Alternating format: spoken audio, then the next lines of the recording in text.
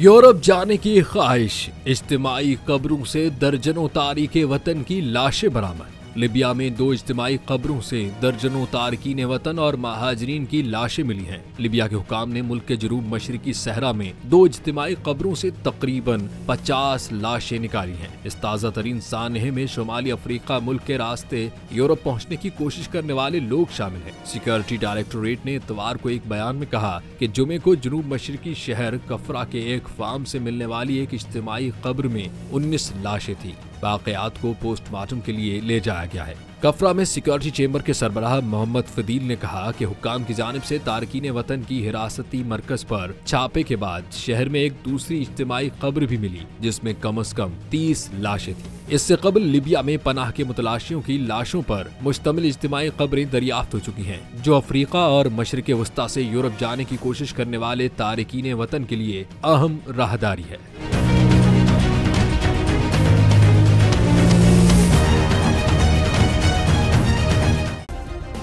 Subscribe करें और bell दबाएं ताकि कोई खबर रह न जाए।